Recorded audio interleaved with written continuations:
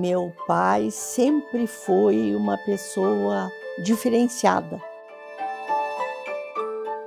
Ele não era pessoa de viver em festas, reuniões. Ele nunca me acompanhou a um baile, a uma festa de amigos, não. Ele recebia em casa muitos amigos no escritório, diariamente. Tinha pessoas conversando com ele lá. Não era de frequentar clube, não era de frequentar eventos, a não ser eventos culturais. E era assim, paraninfo de todas as turmas, porque nessas ocasiões os colégios procuram sempre uma pessoa que saiba falar, uma pessoa que tenha um nome na cidade. E ele sempre teve um nome muito honrado, um nome de pessoa ligada às letras, e sempre fazia discursos lindíssimos, mas era no cantinho dele, sabe? Eu vou dizer que ele era tímido.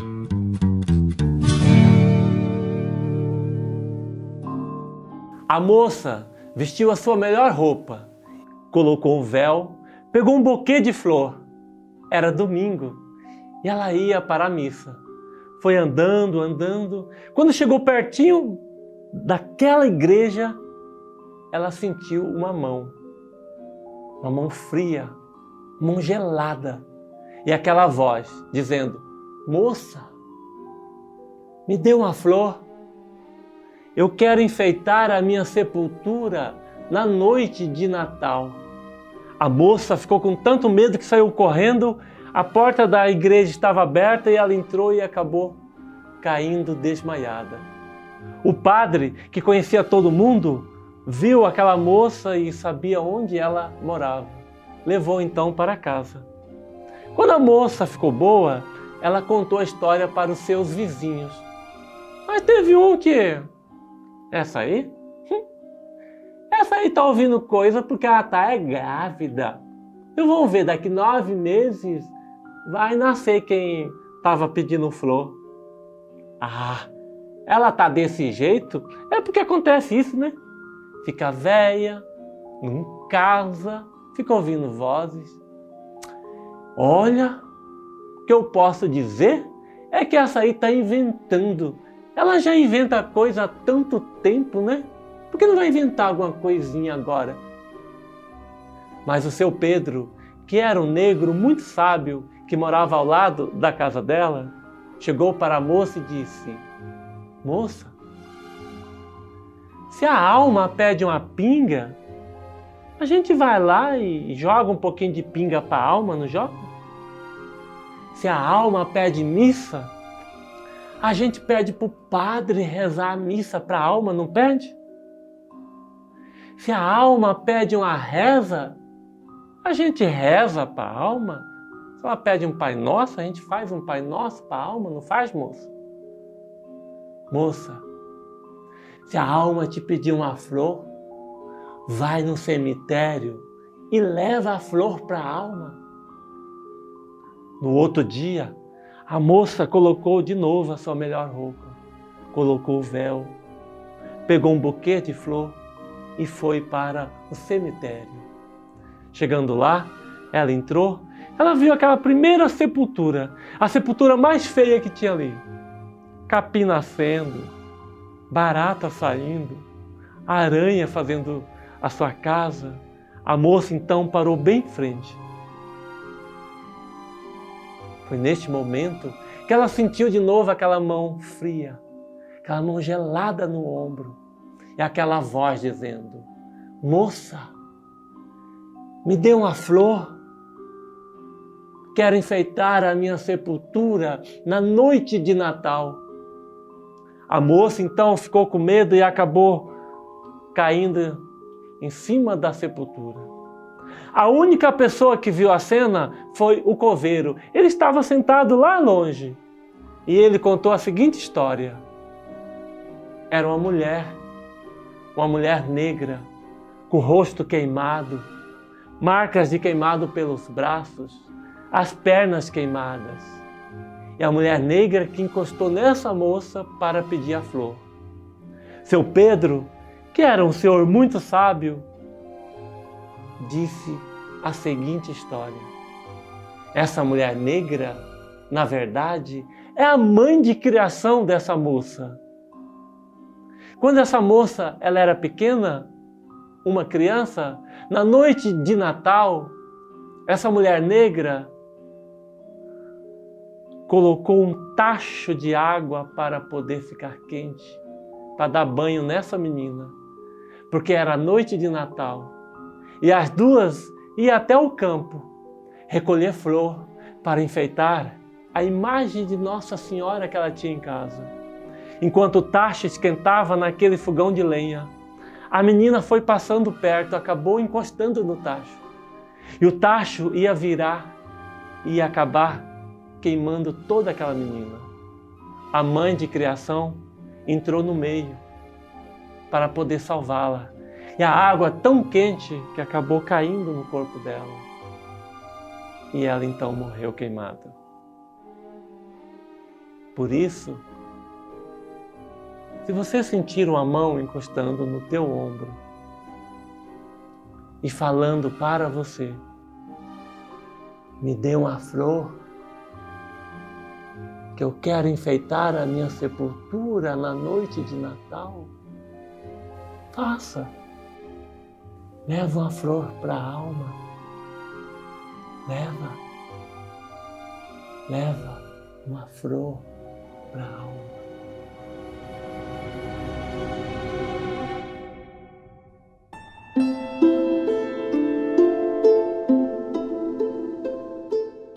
E uma coisa na minha infância que foi muito bonita é que, como era uma cidade do interior, ainda havia aquele costume das pessoas colocarem cadeiras na calçada e ali ficarem conversando. Então, papai fazia isso, ele punha 2 cadeiras na calçada, nós sentávamos ali e ele declamava para mim poesias do Casimiro de Abreu, poesias do Castro Alves, poesias dele. E ele não raras vezes se emocionava e ficava com os olhos banhados de lágrimas. E eu também. E aprendi e vivi toda aquela emoção da poesia e da literatura com ele.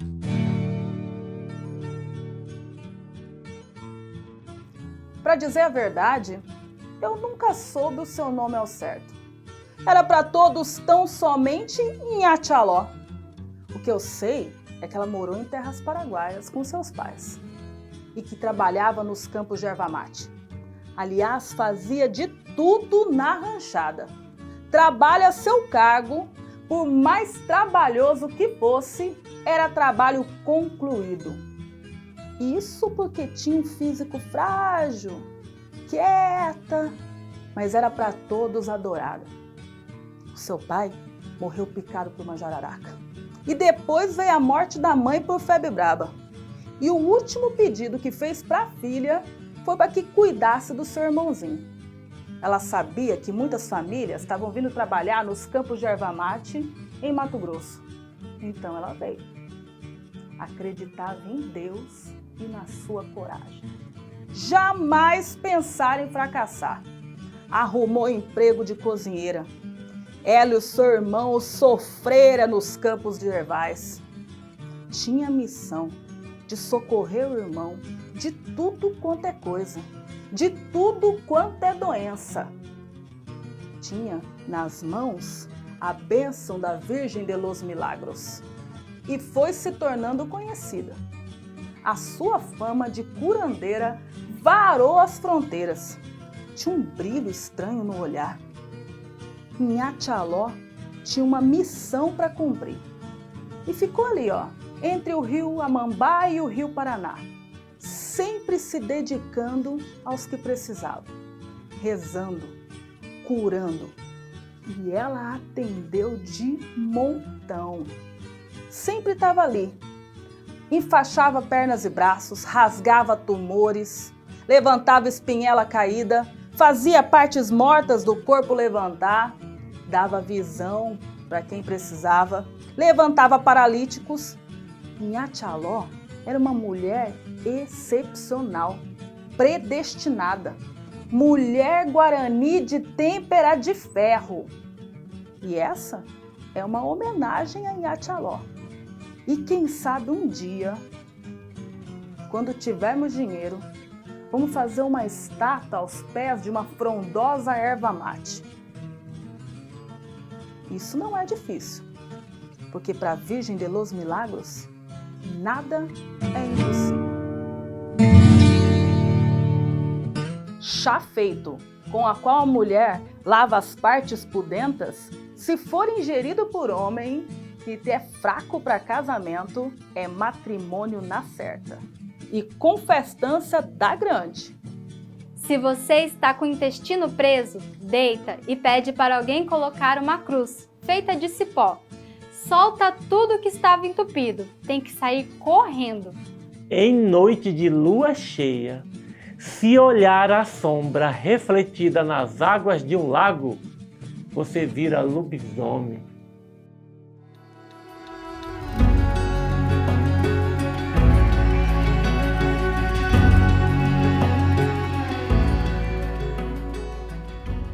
Eu lembro até de um poema, do final do poema só. O poema era bem grande, mas eu lembro que tinha um pedaço que falava: o menino rico é o mar, e você, meu filhinho, é um triste olho d'água à beira de um caminho.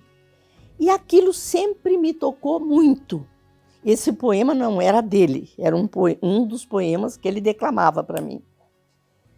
Até que um dia, eu, de certo, já mais amadurecida, eu perguntei para ele: papai, por que essa diferença de o menino rico é um mar e você, meu filhinho, um triste olho d'água à beira de um caminho? Aquilo me incomodou. E aí ele comentou, eu falei: é porque um é rico e o outro é pobre? Ele falou: não, minha filha, isso é pela falta de vida, de oportunidades na vida que eles tiveram quando da infância.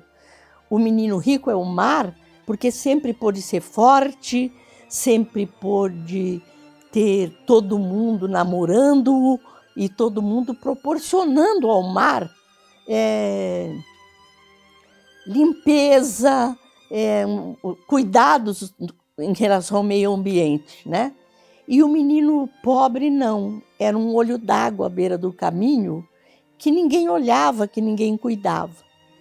E eu acho que essa frase foi a mola propulsora para eu me tornar defensora pública, porque eu fui cuidar daqueles que são nada mais, nada menos do que olhos d'água à beira do caminho. Aqueles que não têm como pagar um advogado, eu fui cuidar deles. E esse trabalho eu devo, sem dúvida nenhuma, a ele. Juá, frutinha que não se come, amarela e sem rugas, desgarrada às vezes, que nasce e cresce pelas coxilhas ou à beira das estradas que demandam sertão. Frutinha denunciadora de chão seco e que por isso resiste ao fogo do sol e os sapequeios das queimadas. Juá, perto da cova de defunto, é morto feliz, é alma que não cumprirá a pena eterna e não viverá vagando pelo espaço, espiando os malfeitos da terra.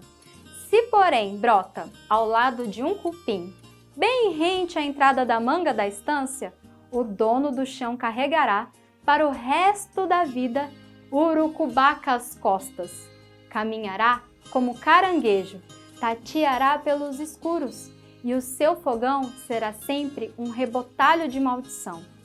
Mas tem a sua valência. Se colocado em cima de uma tronqueira velha, transpassado por um cipó em forma de colar, traz fortuna para dentro do rancho e faz o piá crescer duro e sacudido nas campereadas. Quando verde, caído na areia, indica que a tormenta que por ali passou dias atrás foi de mostrar raiz de pé ao sol. O carreiro solitário e amoroso, com ele maduro, tira a prova do seu amor. Atira 3 no braseiro, porém, 1 de cada vez. Se 3 são os estouros, a china de seus sonhos lhe é fiel. Se falha 1, está ele debochando e possui um outro amor. Falhando todos, é simplesmente tábua de salvação, um cara sem sorte, que será encostado num canto. Tão logo surge o príncipe encantado, aquele que teria de vir um dia, porque o papel de tinta acusara na simpatia da noite junina. Ovo choco jogado no fogo resolve encrenca de família. Se você raspa fundo da panela toda vez que servir o seu prato, vai morrer velho e solteirão. Você tá solteira? Pega o cabelo de milho, frita na frigideira e coloca ele no bolso do rapaz. Ele vai ficar doidinho por você. Desde muito tempo que a Lua, o grande globo branco que fica para o lado do céu, exerce fascínio sobre a humanidade. São Jorge é um de seus habitantes. Diziam também que os anjos não podiam se aproximar. Cairia numa cratera de rocha pontiagudas. Para muitos, a Lua é um enorme queijo, todo esburacado, pendurado no céu e habitado por milhares de ratinhos. Os frutos, as águas e todos os animais têm suas vidas reguladas por essa famosa Jaci, que outrora já foi esposa de Guaraci. Saci Pererê, Boitatá, Curupira, Mula sem cabeça, até mesmo o monstro das flores, que bota fogo pela boca, narinas, ouvidos. Todos esses seres obedecem à Lua. Na Lua morou também um dragão, estilo chinês.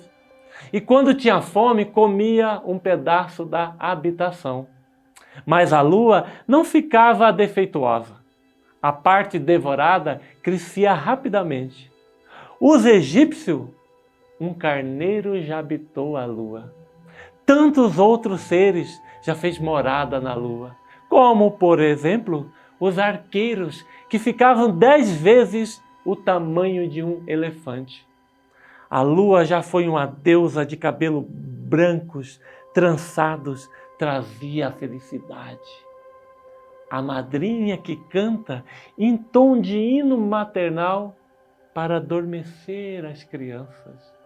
A inspiradora dos poetas, o farol salvador dos que vivem na escuridão da mata, dá força e ternura no cantar dos pássaros, a rainha de extrema beleza e bondade, que controla a fúria das tempestades e dos maremotos.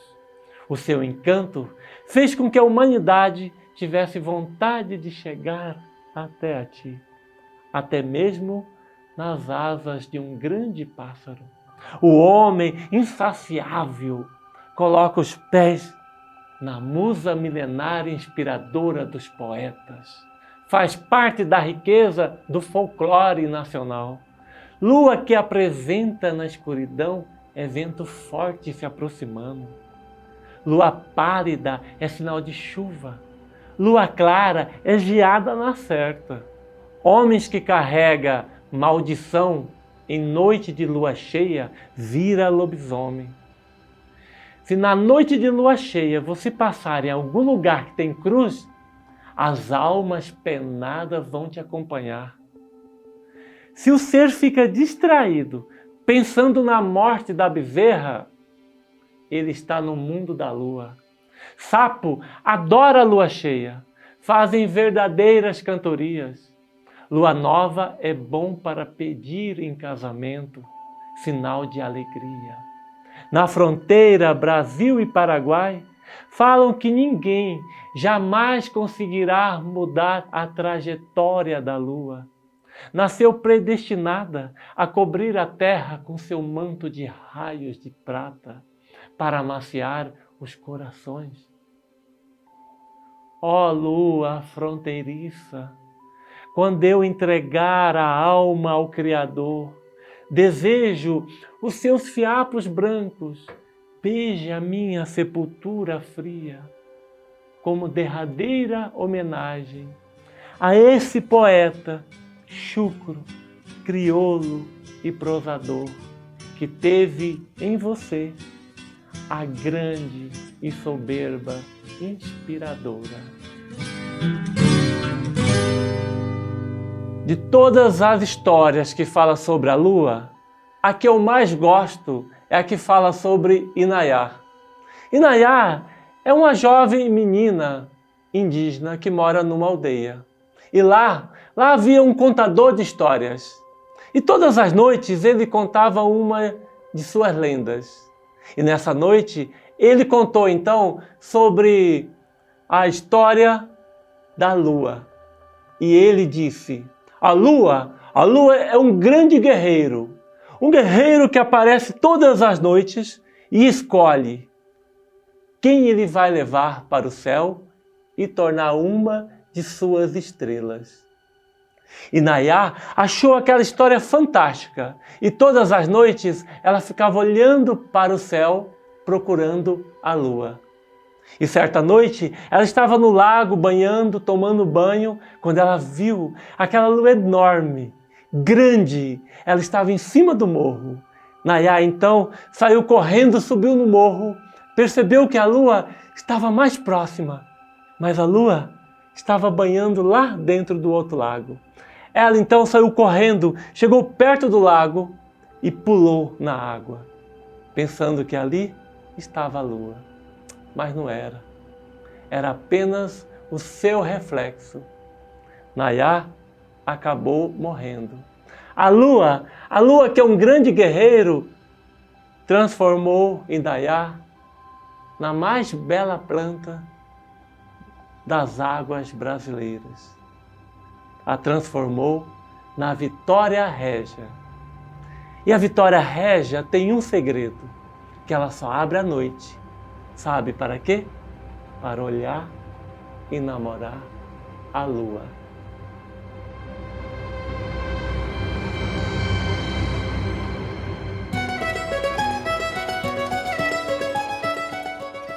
Uma coisa muito importante na personalidade do meu pai era a preocupação dele com a justiça, com a verdade, e tinha horror à mentira. E me deu uma criação muito rigorosa.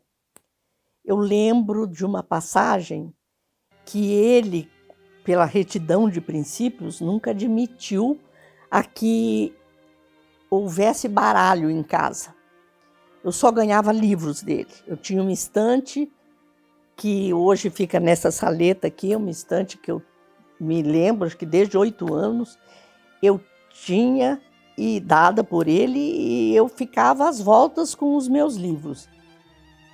E eu via muitos colegas meus, com 10, 12 anos, 14 anos, jogando baralho. Aí um dia eu cheguei no ginásio, naquela época chamava ginásio, e um japonês amigo meu estava com um baralho na mão. E eu falei com ele, escuta, você não quer me vender esse baralho? Porque eu não tenho e eu queria muito ter um. Ele falou, não, mas eu vi que você um dia desses trouxe aqui no ginásio 2 almanaques do Tico-Tico. Acho que vocês nunca nem viram falar, porque era daquela época quando eu era jovem, eu estou com 76, então vocês não conheceram, com certeza. Era um almanaque deste tamanho, assim, largo, todo com desenhos e muito bem escrito, com histórias lindas. E ele falou para mim, se você quiser trocar o baralho por 2 almanaques do Tico-Tico, eu troco com você. Você me traz amanhã. Eu fiquei encantada. Eu falei, oba, vou ter 2 baralhos, né? E saí de casa, pus na minha pasta de manhã, levei os 2 Tico-Ticos e troquei através do baralho. Voltei com o baralho para casa à tarde, entrei no meu quarto, encostei a porta e sentei na minha cama e ficamos eu e uma amiga minha jogando baralho. Naquela época eu não lembro nem o que era, se era rouba-monte, porque crianças ainda, né, acho que com 13 anos, eu não sabia nada de baralho. E o papai bateu na porta e abriu a porta e entrou. Eu fiquei assim, estupefata, porque eu falei, meu Deus, fui pega em flagrante jogando baralho. E aí ele olhou para mim e falou, baralho em casa? Eu falei, papai, uma voz assim, já trêmula, né, de ter quebrado a regra que ele havia ditado. Eu falei, mas o senhor não precisa se preocupar, papai, porque amanhã eu vou efetuar a troca. Eu vou levar o baralho e vou falar para ele, ele me devolve o Tico-Tico, os 2. Ele falou, não, palavra dada não se volta atrás. A honestidade de um homem se mede pelas palavras dele. Nunca a mentira deve prevalecer. Você trocou com ele, a sua palavra foi dada. Então você vai lá, vai devolver o baralho, porque vai falar que eu não admito baralho em casa, mas os 2 Ticos-Tico você vai perder, porque palavra dada é palavra cumprida.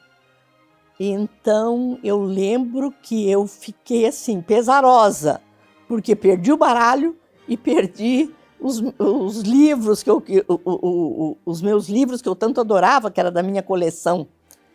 Mas me marcou muito, porque hoje toda a honestidade que eu carrego dentro de mim, toda a verdade que eu tenho e que eu vivo e que tem horror à mentira, foi herança de Hélio Cerejo.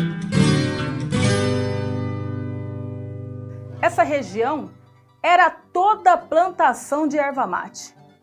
Vinha gente de tudo quanto é canto do Brasil e da América do Sul. Se ajuntavam, riam, rezavam, cantavam, dançavam, trabalhavam e muitos morriam sem a família ter sequer o direito de se despedir. Buscava as curas nas rezadeiras, nas curandeiras e às vezes nos médicos que as empresas disponibilizavam, quando tinha. A mata era traiçoeira com suas cobras, onças e outros bichos, além dos seres imaginários. Alguns peões traziam suas famílias, outros eram meramente forasteiros. Mas o ervateiro, brasileiro, paraguaio ou correntino, é que nem o sertanejo de Euclides da Cunha. Um forte, acima de tudo, um forte, um bravo, um destemido. Costumava enfrentar o perigo com uma coragem de pasmar e geralmente não professava meio termo não. Ou é ou não é. E essa era a primeira maneira de resolver as coisas, de resolver os problemas. Abrutalhado pela vivência nas matas do Agreste, tinha algumas vezes algumas atitudes que assombravam, até comoviam. Se tornava dócil, submisso, um ser humano completamente transmudado.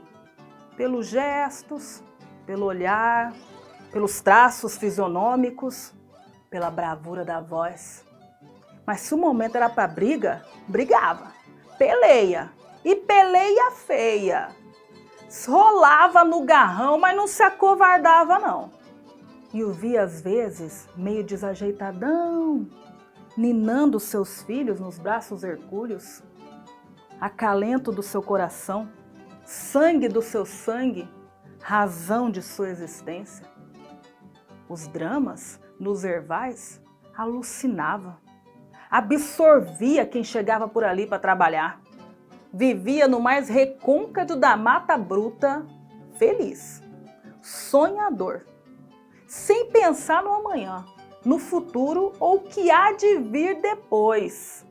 Embora seja um pária, um escravo indefeso do meio ambiente, um parasita dos ervais, ou melhor, um marcado do destino, um tiranizado, ou melhor, um chicoteado pela furação.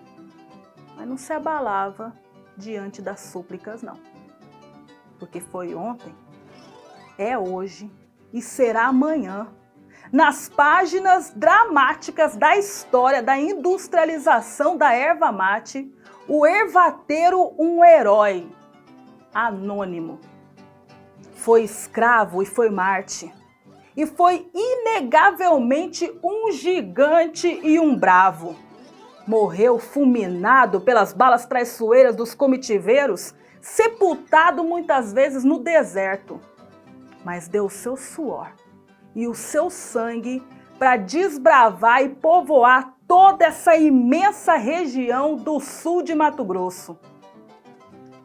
Minha admiração e orgulho a esse predestinado trabalhador, o ervateiro, seja ele brasileiro, paraguaio ou correntino.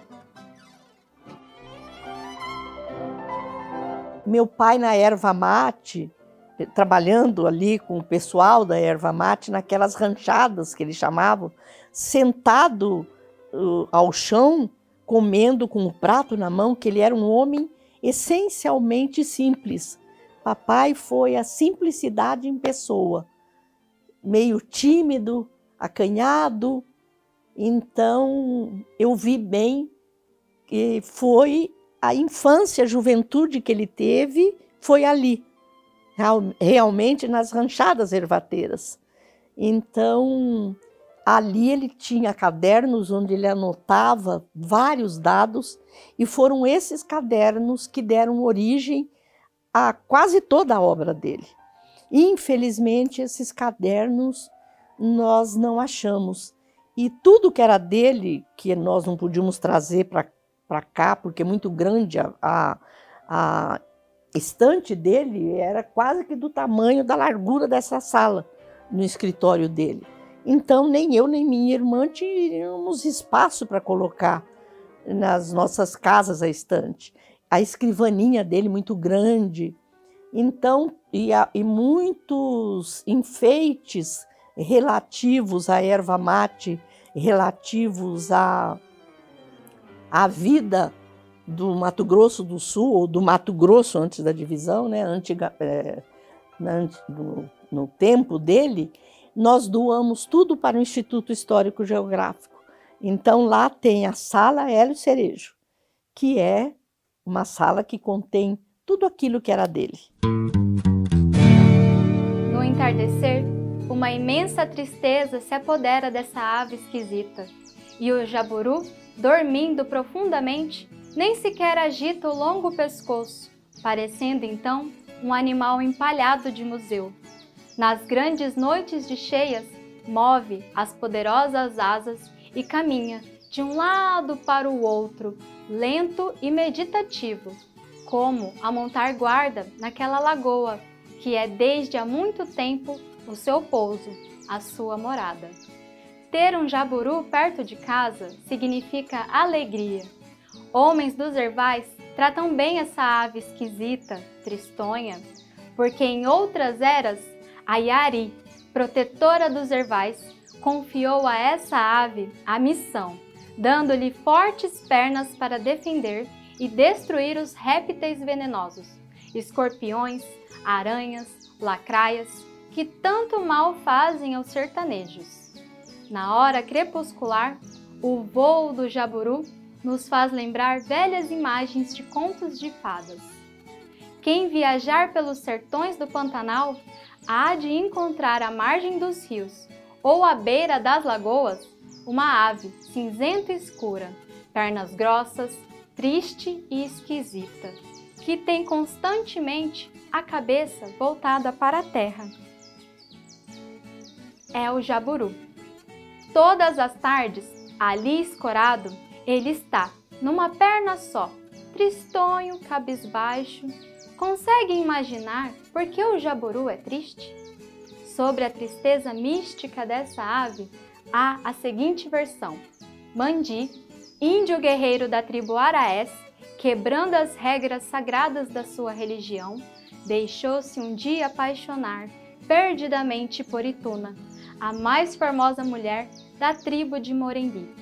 O pai queria que ele fosse cacique, mas para isso era preciso, conforme dizia o pajé, que o filho não se casasse enquanto não passassem 5 luas, e também de ter recebido do pai o tacape de guerreiro e o cocar de cacique. Mas Mandi, que já havia consultado as águas da Lagoa Sagrada, sabia perfeitamente que a primeira lua muito longe estava. Por isso, não podia esperar. Antes perder a soberania de cacique do que ficar sem o amor daquela que Tupã mandara do céu para a alegria de seu coração na terra. E Mandi não esperou, nem tampouco ouviu as súplicas angustiosas do pai, velhinho e doente. Karen revoltou-se e, no momento de ódio, rogou uma praga terrível contra o filho. Todas as tardes, inevitavelmente, Mandi ia encontrar-se com Ituna, à beira da Lagoa Sagrada, e ali ficava, horas a fio, a contemplar a majestade do sol que se ocultava aos poucos na curva avermelhada do horizonte. Mas nunca estavam sós. Uma ave de plumagem cinzenta escura, pescoço encolhido, descansando sobre uma das pernas, vinha fazer-lhes companhia. E os dois se divertiam a jogar migalhas de fruta adocicada ou miolo saboroso de pão. Para aquela ave mansa e esquisita apanhar com seu bico grosso e forte. E em pouco tempo eram 3, que todas as tardes vinham admirar, à beira da lagoa, a sublimidade da luta do dia contra as trevas. Ficara tão manso o jaburu que vinha pegar da palma da mão a fruta adocicada ou o miolo saboroso. Uma tarde, porém, umas nuvens densas e pesadas amontoaram-se para os lados do poente, com o prenúncio de temporal iminente.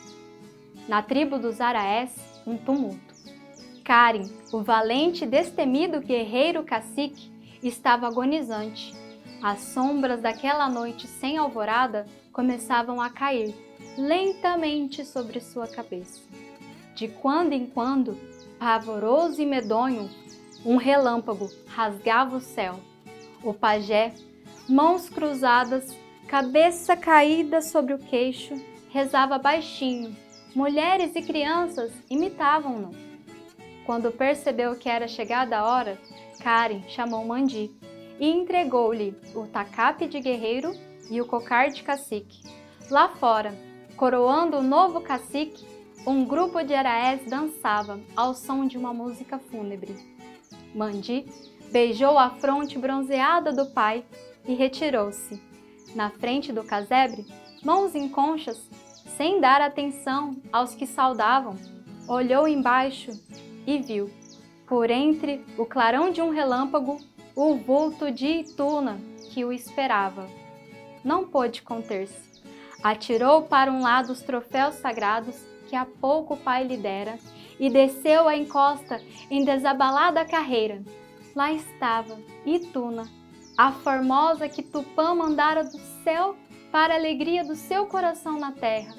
Mandi contornou-lhe o corpinho fino com seus braços longos e vigorosos e ia beijá-la, quando um raio, rasgando as trevas, veio cair-lhe em plena cabeça, fulminando-o, juntamente com a Índia. No outro dia, já muito tarde, o pajé encontrou-os caídos sobre a relva úmida, os corpos estreitamente unidos num abraço impressionante, o abraço da morte. Lá estava também, meio idiotizado, o cinzento jaburu. Nessa mesma tarde, Um grupo de araés abria 2 covas nas terras de Pendejã. Um heróico cacique, pai de Karen, que ali foi morto um dia em defesa da tribo, varado pelas balas dos guerreiros brancos. Uma delas para receber o corpo do bravo cacique, a outra aberta ao lado da Lagoa Sagrada para sepultar os 2 jovens que tombaram fulminados ante os olhos virados de Tupã. O Jaburu tristonho e imóvel tudo presenciara, sem nada compreender. Quando a última pá de terra caiu sobre os 2 jovens, ele voou e partiu. Mas todas as tardes voltava. Vinha esperar como de costume, que alguém lhe atirasse a fruta adocicada ou o miolo saboroso. Mas em vão. Nunca mais os viu voltar, alegres como antes. Daí por diante, o Jaburu tornou-se mais triste ainda. As penas foram caindo aos poucos e a cabeça vergou sob o peso tremendo da dor. Mas ele não desanimava. Todas as tardes, ali estava descansando sobre uma das pernas, em cima daquele amontoado de terra, os olhos cravados no chão, na esperança de ver surgir, debaixo dos seus pés, aquelas 2 almas amigas. O termo Jaburu provém do tupi e ambiru e significa que tem pescoço inchado. Os ribeirinhos fazem de tudo para conquistar sua amizade. Uma ave que gosta de agrado. Quando sente que o vivente é amigo, amansa tanto que no lugar vem pernoitar todas as noites.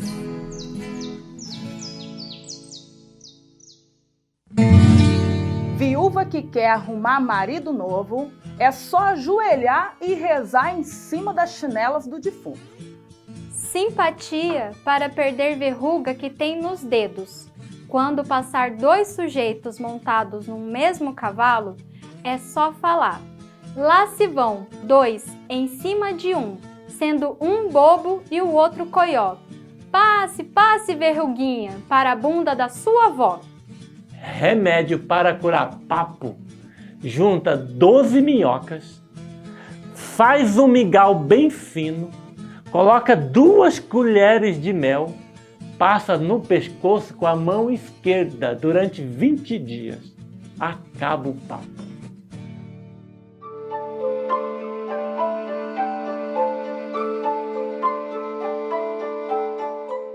Muitas pessoas que quando chegam para mim e falam: você é o que do Hélio Cerejo? Sou filha. Meu Deus, eu conheço a obra toda, o seu pai foi um homem maravilhoso. Já várias pessoas me falaram, ele sem dúvida é o maior escritor de Mato Grosso do Sul e isso me deixa envaidecida.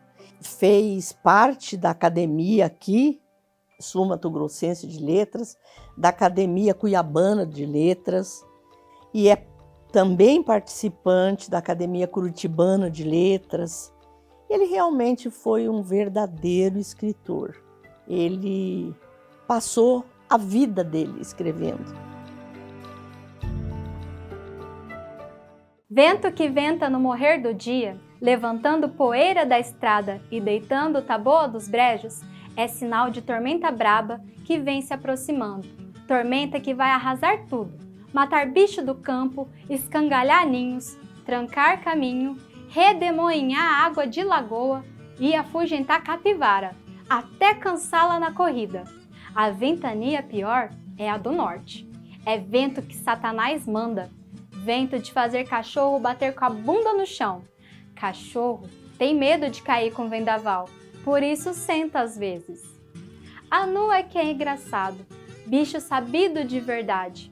Ao pressentir as estripulias do ventarel, atira-se no chão e se esconde num montinho de folhas ou num buraco de tatu. Dizem que deixa o rabão de fora para medir a violência do vento. Ventania do nascente traz farturão grosso na estância. É melancia de arroba, milhão de fazer o pé deitar com peso, mamão de encher o bucho de gente faminta. Mas se ela vem do poente, de tardezinha, roncando, quebrando galhos, assustando Seriema, santo Deus, sertanejo enfurusca a cara, coça o queixo e sacode a cabeça. É sinal de dias de amargura. Miséria vai rondar o sertão. Vento desgraçado esse, solão duro, de descascar lombo de lagarto virá terrivelmente cruel. Capim de várzea ou de manga virará pó. Roça, do cedo ou do tarde, não granará. Pé de milho secará no meio do crescimento. A abóbora estica o baraço e morre. Feijão nem capivara aproveita. Matuto só gosta de ventania do poente para uma coisa: casamento.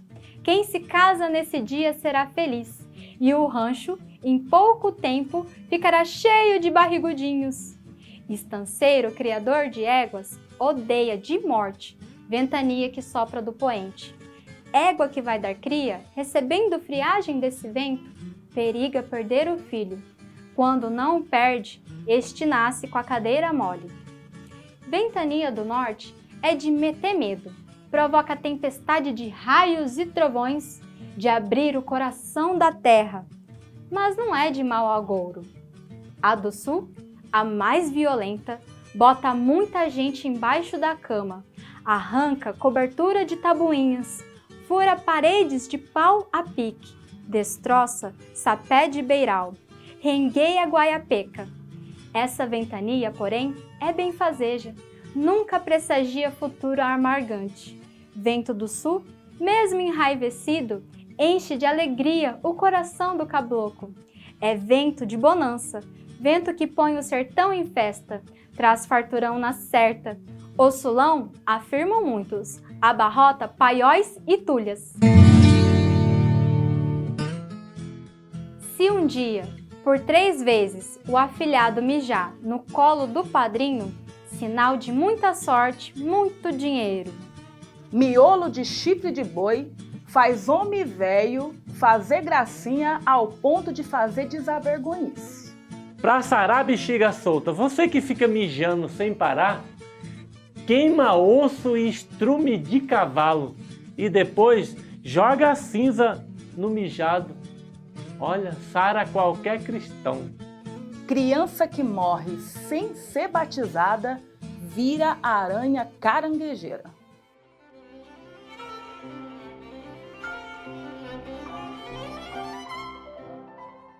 Acho que com 30 anos eu o questionei. Eu falei, papai, por que quando a minha irmã nasceu, que é a minha irmã mais velha, o senhor fez um poema lindo para ela e para mim até hoje o senhor não fez nada?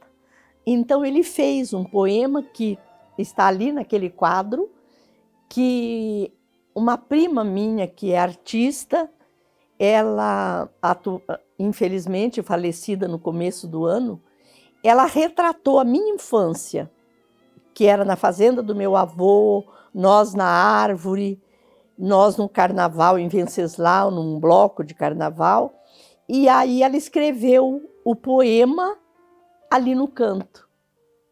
E ele, infelizmente, não viu, mas está aí na minha parede o poema que ele escreveu para mim. Um poema que eu acho lindo, puro, cheio de ternura. O título é Elita a Caçula. Minha filha caçula é sempre assim, zelosa, infatigável, sem iguala, fazendo da amizade bom festim, quando a candura docemente embala. Dá gosto vê-la imaginando frutos, num gizamento de querer tão forte, que os bravos, os heróis, os resolutos se prostam docilmente ante o seu porte. Ama o Senhor, os seus, a pátria inteira, e sobranceira, alegre, sem maldade, se rejubila bem feliz, faceira, e num hino de amor, que é seu tesouro, como graça de Deus pela bondade, no peito guarda um coração de ouro. E isso realmente talvez não seja o meu retrato, mas foi como ele via a filha caçula dele, que eu tenho orgulho de ser.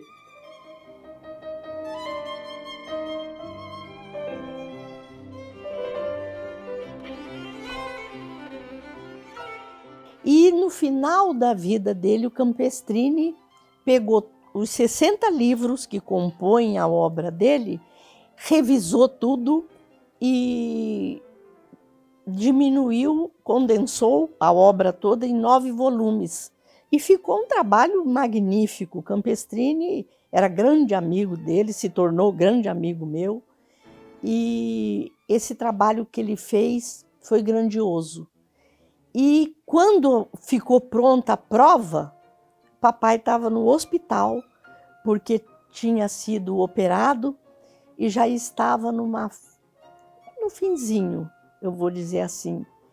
E aí eu peguei o livro, a coleção. Desculpem que eu até me emociono em falar isso, mas cheguei até a cama dele e falei: papai, olha aqui, a sua obra pronta, Campestrini me deu, eu estou trazendo para o senhor. Aí ele olhou para mim e falou: minha filha, eu não podia ter maior presente. É o meu terceiro filho. São 2 filhas e agora eu ganho a minha obra, que é o meu terceiro filho. E morreu no dia seguinte. Então ele teve essa felicidade que Deus concedeu a ele. E eu fico muito feliz por ele ter tido essa oportunidade, né? Porque para ele os livros eram a vida dele.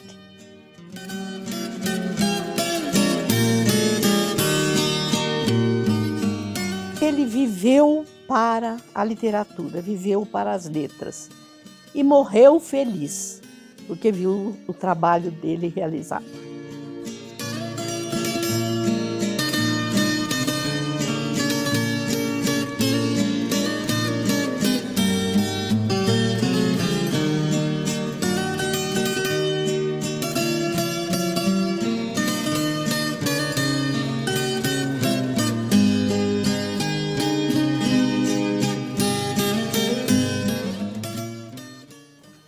Foi do Festival da América do Sul, homenagem a Hélio Cereja em memória pela relevante contribuição em prol da cultura sul-mato-grossense. Esse é o 15º Festival da América do Sul.